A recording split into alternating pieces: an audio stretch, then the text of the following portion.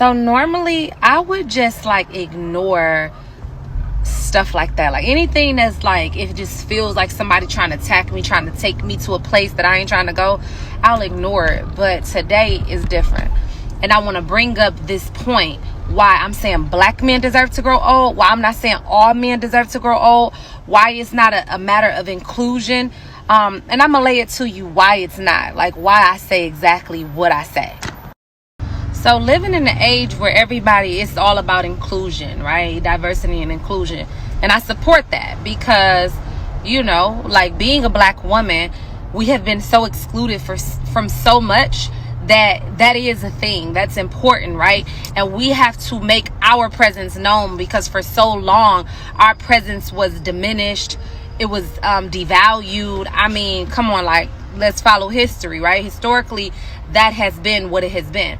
But for somebody to come to me and say you want to be included like it's all men, you know, that's not fair. The thing is that if you want to be included in the statistics, then just say that. If you want to be, I don't think you want to. Be careful what you ask for.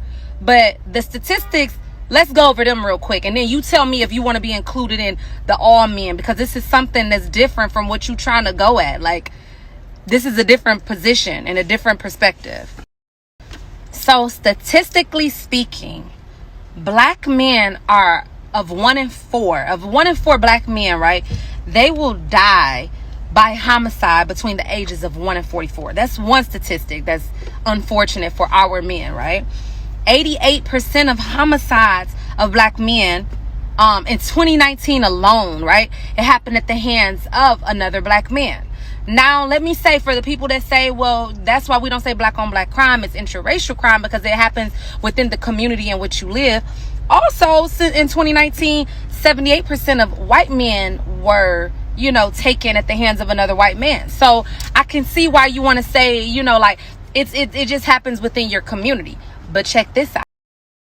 But the part that makes that statement not the same, where it's not a equality type of situation, is that black men are 20 times more likely to die prematurely by the hand, like at violence, for violent reasons or whatnot, violent causes, than any other, like their other white counterparts, other nationalities. Like, this is a thing. It happens in our community like no other, right? And then also, like, just amongst black boys is 1 in 19 and 1 in 44. It's like they're 20 times more likely to die violently within their community.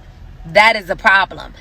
And it's the number one cause of death amongst men that are 1 in 44, black men.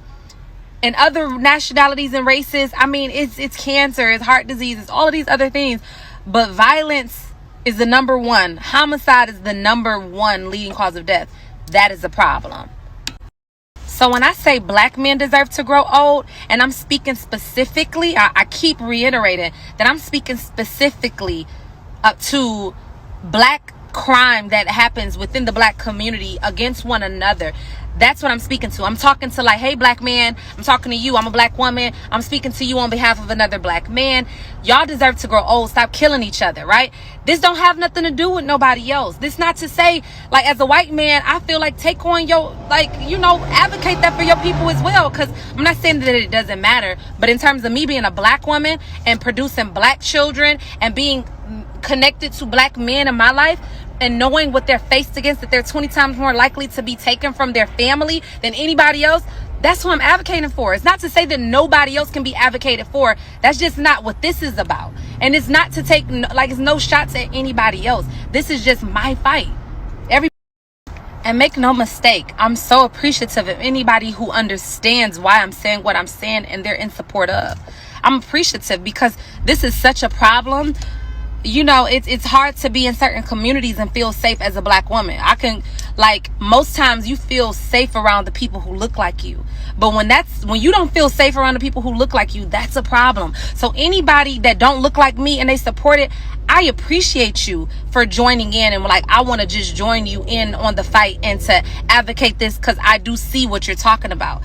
But the thing is that I'm not looking for other people to help us fix our problems. We got to start with ourselves in our own backyard.